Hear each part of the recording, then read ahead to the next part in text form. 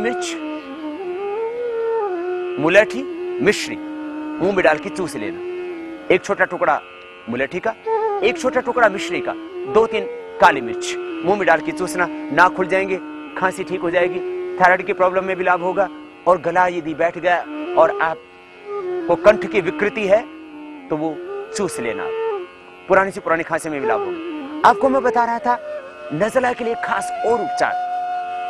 बादाम 100 ग्राम, बादाम की गिरी 100 ग्राम, काली मिर्च 20 ग्राम और 50 ग्राम खांड, ये पाउडर कर लेना। 1 चम्मच रात को गुनगुने दूध से ले लेना। पेट भी अच्छा साफ होगा और नज़ला की प्रॉब्लम भी मिट जाएगी। वात पित्त कफ के लिए घरेलू उपचार हम अक्सर बताते रहते हैं। पित्त के रोगों के लिए तो पानी अधिक पिए, सुबह लौकी का जूस पिए, तो एसिडिटी, अल्सर की प्रॉब्लम, पेप्टिक अल्सर, ये समस्या ही नहीं होगी। दोपहर का भोजन कैसा लें, ये घरेलू उपचार थोड़े हमने बताए वात पित्त कफ रोगों के लिए। दोपहर के भोजन में आप हरी सब्जियों का ज्यादा प्रयोग करें। लौकी, तुरई, परवल, टिंडे, हरी सब्जियां आपके लिए ज्यादा लाभप्रद है। वो जल्दी डाइजेस्ट हो जाती है, वो शरीर के लिए हितकर है, उनसे कोई व्याधि नहीं उत्पन्न होती। एक स्वस्थ व्यक्ति यदि हरी सब्जियों का ज्यादा प्रयोग करता है तो कभी बीमार ही नहीं पड़ेगा। फ्राइड फूड अवॉइड करें, उससे कैंसर जैसी व्याधियां होती है।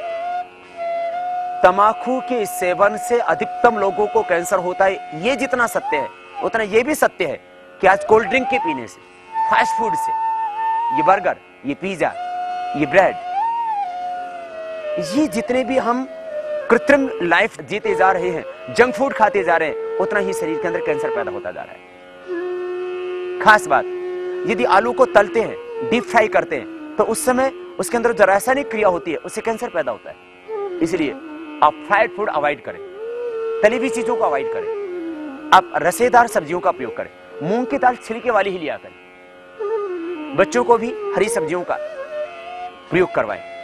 बच्चों को समझाने का छोटा सा तरीका, बच्चों को हम कहते हैं आलू खाने से बच्चे हो जाते हैं गोल, हाइट बढ़ती नहीं, साइड में बढ़ते हैं। लौकी खाने से लंबे हो जाते हैं, बच्चे उसी दिन से लौकी खाना शुरू कर देते हैं। लौकी का आप भी सेवन कीजिए। दोपहर के खाने के 1 घंटे बाद पानी पीजिए। दोपहर आप भरपेट खाना खा सकते हैं, नाश्ता हल्का ले। खास बात, दोपहर सुबह के नाश्ते में और दोपहर के भोजन में करीब 3 घंटे का अंतर होना चाहिए। माना आप यदि 9 बजे नाश्ता करते हैं तो 12 से 1 के बीच आप भोजन करें। 3 घंटे का अंतर होना चाहिए। बार बार ना खाएं। ऋत भूख, हित भूख, मित भूख बने। कम खाएं, हितकारी खाएं, ऋतु के अनुकूल खाएं, कब बीमारी नहीं पड़ेंगे आप। कम खाओ और गमाओ तो सह लो, ये हमारे बुजुर्गों ने हमें सिखाया, इसलिए इसको कभी न भूलना। फिर दोपहर के और शाम के भोजन में 6 घंटे का अंतर होना चाहिए। 3 से 4 घंटे में आपका भोजन डाइजेस्ट होता है, स्टोमक खाली होता है। फिर उसके बाद स्टोमक को आप बार बार यदि भरते रहते हैं, इसी तो अपचन होता है, इसी से फिर कोलाइटिस म्यूकसाओं की प्रॉब्लम होती है कि आप बार बार खाते रहते हैं, दिन भर चरे नहीं। योगी 1 बार, भोगी 2 बार, रोगी फिर बार बार खाता है। बहुत रोग हो गया है, आप तब थोड़ा थोड़ा आपको देते हैं जिससे कि आपका डाइजेशन बिल्कुल बिगड़ चुका हो उस अवस्था में। अब 3 बार से ज्यादा ना खाएं।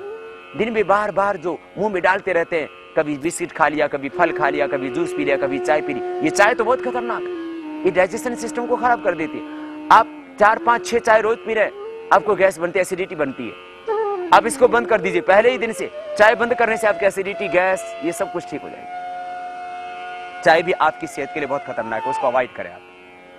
दोपहर के खाने से शाम के खाने में 6 घंटे का अंतर होना चाहिए, जिससे डाइजेशन की क्रिया ठीक रहे।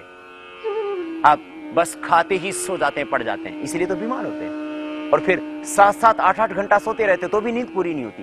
त्रोपष्टंभा, महर्षि चरक कह रहे हैं, त्रोपष्टंभा आहार निद्रा ब्रह्मचर्य में 3 आधार हैं जीवन के, आहार, निद्रा और ब्रह्मचर्य। आहार को सुधारो। आहार शुद्धौ सत्व शुद्धि, सत्व शुद्धौ ध्रुवा स्मृति, स्मृति रद्धि सर्व ग्रंथ नाम विप्रमोक्ष। आहार की शुचिता बहुत जरूरी है, इसलिए आहार को सुधारना, जो आपके अनुकूल हो वही खाना।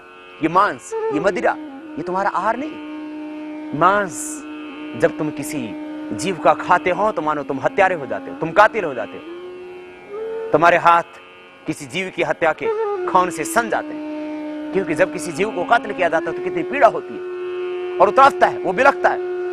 और उसके भीतर जो आक्रोश होता है, जो भय होता है, जो घृणा होती है, उस भय, घृणा, आक्रोश से घुले हुए खून और मांस को तुम खा जाते हो, तो तुम कैसे इंसान कहला सकते हो? इसलिए मांसाहार का त्याग करना, शराब न पीना। रोज शराब पीने से तुम्हारा लीवर खराब हो जाएगा। रोज यदि 80 ग्राम शराब पी जाए, 10 से 20 साल में लीवर खराब हो जाता है, सिरोसिस ऑफ लीवर की प्रॉब्लम, और फिर लीवर ट्रांसप्लांट कराना पड़ता, कोई उपाय नहीं। और आप यदि शराब पीते हो, आप यदि बीड़ी और सिगरेट पीते हो, तो आपके मासूम बच्चे उसको देखते हैं, आखिर वो भी पीने लगेंगे, तब क्या होगा? आपकी पत्नी भी पीने लगेगी शराब, आपकी पत्नी भी पीने लगेगी सिगरेट, तब क्या होगा? और मासूम बच्चे यदि उनको आपने गलत संस्कार दे दिए, तो समझ लो आप एक पिता कहलाने योग्य नहीं। बच्चों को कितनी संपत्ति दे करके जाते हो, महत्वपूर्ण, क्या संस्कार दे करके जाते हो, यह महत्वपूर्ण। अपनी दिनचर्या में थोड़ा परिवर्तन करें और ये शराब, मांस, ये व्यसन, इनसे बचें, क्योंकि आपको 100 वर्ष तक जीना है। क्योंकि उस परमेश्वर ने, उस खुदा अल्लाह भगवान ने, उस ईश्वर ने तुम इस धरती पर भेजा है सुगंध फैलाने के लिए। दुर्गंध ना फैलाओ। धरती पर स्वर्ग का अवतरण करने के लिए तुम्हारा जन्म हुआ है। दूसरों को सुख दो। यदि किसी को सुख न दे सकते हो, तो कम से कम इतना जरूर करना, किसी को दुख न देना, किसी को कड़वा न बोलना। ये भी हमारी दिनचर्या का हिस्सा है। हम बीमार क्यों होते हैं? छोटी छोटी बातों से, आपस की नोक झोंक से तनाव पैदा हो जाता है। सबके प्रति सद्भाव रखें, गुस्सा न करें, क्रोध न करें, कर्म करके पश्चाताप न करें। जो हुआ उससे शिक्षा जरूर ले, लेकिन बस अगले क्षण को अच्छा बनाने के लिए लग जाए। वर्तमान में जिए, भूत की व्यथाएं, भविष्य की चिंताएं, इनसे मुक्त रहे, निर्भय होकर के जिए। हर पल मैं प्रभु में हूं। असुरक्षा का भाव मिटा दे, भय मिटा दे, भ्रांति मिटा दे।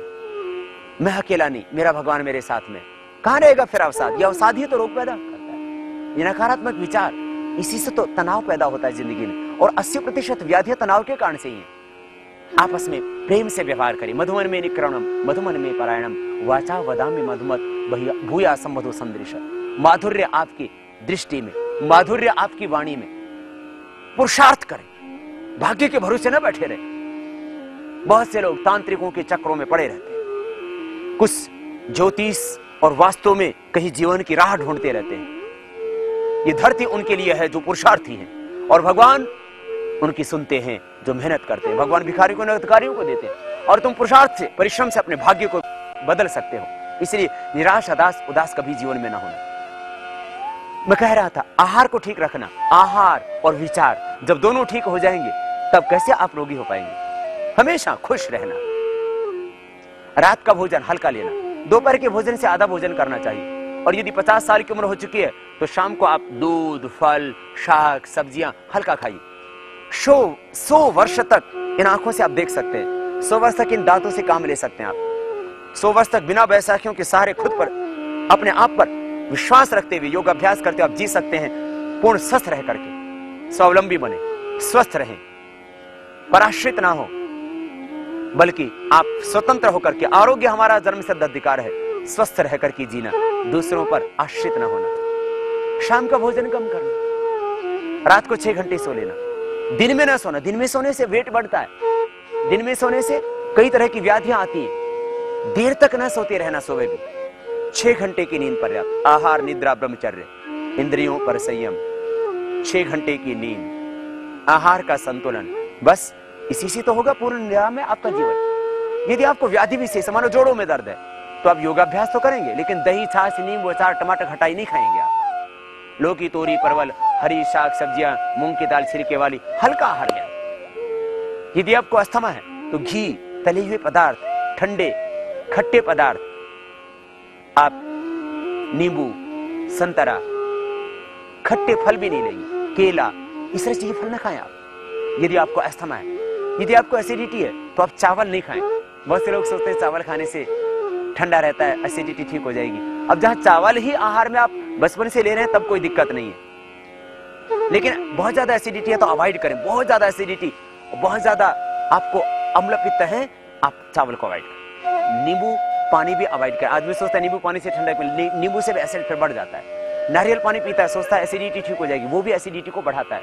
थोड़ा सा पथ्य का प्रयोग करें, सही पथ्य, परहेज, संतुलित आहार, संतुलित विचार, संतुलित भोजन, संतुलित जीवन, बस फिर कहाँ होंगी व्याधि? बीमारियों को तो तुम खुद पैदा करते हो। बार बार तले हुए पदार्थ खाते हो, ये कोल्ड ड्रिंक बार बार पीते हो। कोल्ड ड्रिंक वैसे तो अभी लोगों ने काफी छोड़ दी, जब से हमने कहा ठंडा मतलब टॉयलेट क्लीनर, माने इतना उसमें भयंकर एसिड होता है, आप टॉयलेट में डाल दो उसको भी साफ कर दी। इतनी खतरनाक चीज उस कोल्ड ड्रिंक में होती, इसीलिए तो अभी तक उन कंपनियों ने ये क्या डालते हैं उसमें जहर ये लिखा नहीं। आप थोड़ा सा खान पान पर ध्यान देंगे, थोड़ा सा योगाभ्यास करेंगे, अपने मन को संतुलित रखेंगे, अपने विचारों को भावों को संतुलित रखेंगे, तो आपको व्याधियां होंगी ही नहीं। स्वयं स्वस्थ रहें, औरों को स्वस्थ बनाएं। प्रतिदिन आधा घंटा कम से कम योगाभ्यास करें, और यदि व्याधि विशेष से पीड़ित है तो अब थोड़ा योगाभ्यास की मात्रा बढ़ा दें। यही हमारा संकल्प है, यही हमारा उद्देश्य है। हम स्वयं योग सीखें, औरों को योग सिखाएं। प्राचीन भारत में लोग प्रकृति के आश्रय से जिया करते थे। आज न जल शुद्ध है, न वायु शुद्ध है, न साग सब्जियां ही शुद्ध रह गई है। पेस्टिसाइड्स का प्रयोग बढ़ गया है, आदमी बीमार होता जा रहा है। दोबारा से हमें प्रकृति की ओर लौटना होगा, दोबारा से हमें योग करना होगा। 200 साल पहले इस धरती पर ये एलोपैथ की दवाइयां नहीं थी। लोग योग से, आयुर्वेद से, प्रकृति के आश्रय से स्वस्थ रहा करते थे। और हमारा यही संकल्प है, ये ऋषियों की संस्कृति दोबारा से प्रतिष्ठित हो जाए, दोबारा से ये देश और पूरी दुनिया, ये जमाना योग की क्षण में आ जाए। आप भी इस मिशन में जुड़े। 2 घंटे का वक्त, 2 घंटे का समय इस देश के लिए जरूर निकालें, जिस देश ने आपको जन्म दिया, जिस देश की खुली हवाओं में आप श्वास लेते हैं। समाज से ही पाकर के आप उद्योगपति बनते हैं, आप बड़े इंसान बनते हैं। जिस समाज से आपने सब कुछ पाया, उस समाज के लिए आप कुछ करके भी जाएं। 24 घंटे के समय में से 2 घंटे का समय उन लोगों के लिए लगाएं जो व्याधियों से, पीड़ाओं से तड़फ रहे हैं।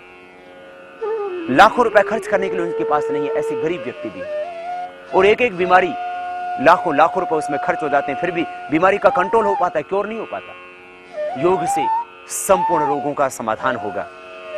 हमारा यही संकल्प है कि देश के हर पार्क में, हर गली में, हर मोहल्ले में, हर गांव में, हर ढाणी में योग की निःशुल्क कक्षाएं लगे। आओ हम स्वस्थ, समृद्ध और आध्यात्मिक भारत का निर्माण करें। टूटती हुई परंपराओं, गिरते हुए जीवन मूल्यों को हम बचाएं। ये आरोग्य, अध्यात्मवाद, राष्ट्रवाद, स्वदेशी से स्वावलंबन, इन 4 उद्देश्यों पर टिका हुआ है ये पूरा योग का मिशन। हम स्वस्थ बने तन से, मन से। स्वस्थ तन, स्वस्थ मन, स्वस्थ चिंतन, स्वस्थ विचारधारा, सकारात्मक सोच, उसी के द्वारा होगा निर्माण। अध्यात्मवाद, हम जुड़ेंगे फिर आस्तिकता से, हम जुड़ेंगे फिर भगवान से, हम जुड़ेंगे अपनी चेतना से, अपने केंद्र से। यही है अध्यात्मवाद, जुड़ना भगवान से, जुड़ना अपनी परंपराओं से, जीवन मूल्यों पर आस्था रखना। फिर आत्मशक्ति जागेगी, राष्ट्रभक्ति जागेगी, और स्वदेश की प्रतिभा, स्वदेश का ज्ञान, स्वदेश का वैभव देश के विकास में काम आएगा। इसी उद्देश्य को लेकर के ये योग का मिशन देश के करोड़ों लोगों के संकल्प से खड़ा हुआ है। और मुझे लगता है अब हजारों लाखों लोग इस योग के मिशन में जुड़ेंगे तो देश के गांव गांव तक, बच्चे बच्चे तक योग पहुंचेगा। देश ही नहीं, दुनिया में जहां जहां तक इंसान बसता है, पूरी मानवता के लिए योग का संदेश हम लेकर के जाएंगे। तब दोबारा से हम कह सकेंगे, दोबारा से ये देव संस्कृति का अभ्युदय हुआ है। ये गौतम, कपिल, कणाद, जैमिनी और महर्षि पतंजलि की परंपरा दोबारा से इस धरती पर उतरेगी।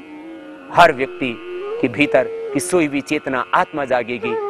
हम मनोर्भव जनया दैव्यम जन्म, मनुष्यता पूरी धरती पर फैल जाएगी। फिर ये आसुरी भाव अपने आप मिट जाएंगे, ये विध्वंस अपने आप मिट जाएंगे।